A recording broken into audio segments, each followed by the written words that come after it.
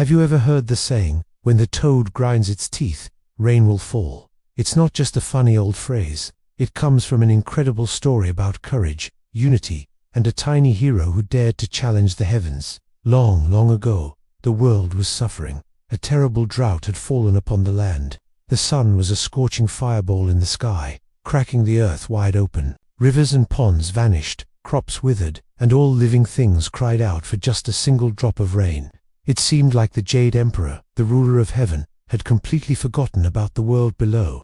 Among the suffering creatures was a family of toads. A father toad watched with a heavy heart as his children grew weaker and weaker from thirst. He waited and waited, but no rain came. Finally, he couldn't bear it any longer. He stood up and declared, "Enough is enough. I'm going to heaven to sue the Jade Emperor."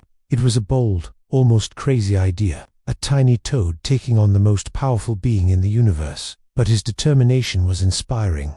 As he set off on his long journey, he wasn't alone for long. First, a swarm of bees, impressed by his bravery, decided to join him. "Your cause is our cause," they buzzed. Soon after, a proud rooster, a cunning fox, a fierce tiger, and even a nest of hornets joined the procession.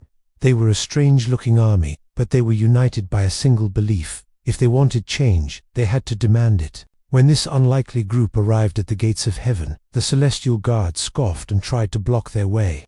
But the toad was prepared. "Bees, now!" he commanded. The bees swarmed forward, stinging the guards relentlessly until they fled in pain.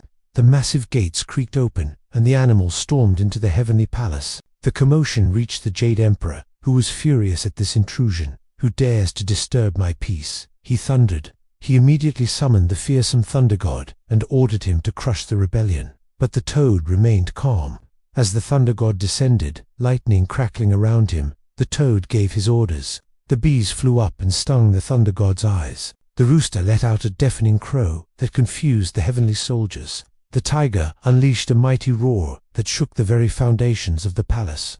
And then, the toad himself leaped high into the air, striking the thunder god square on the head with his small but surprisingly strong legs. No one in heaven had ever seen anything like it. A tiny, humble toad, leading an army of animals, was defeating their most powerful warrior. The thunder god, bewildered and in pain, had no choice but to retreat. Seeing his army defeated, the Jade Emperor was stunned into silence. He finally realized he had to listen.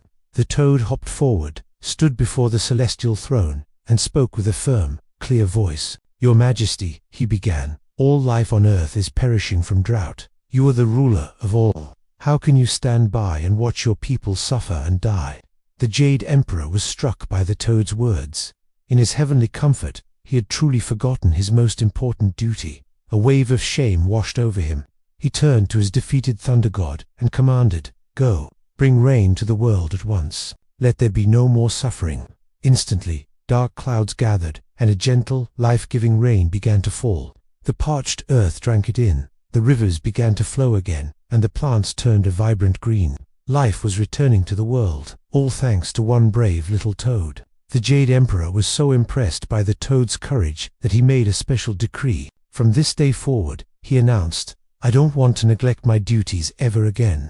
So, whenever I hear a toad croak, I will know that the earth needs water, and I will send rain." And that's the legend of why, even today, the croaking of a toad is said to be a sign that rain is on its way. It's a powerful reminder that no matter how small you are, your voice matters. When we stand together for what is right, we can achieve the impossible. Thanks for watching. If you enjoyed this story, don't forget to like, subscribe, and hit that notification bell for more tales from around the world. See you next time.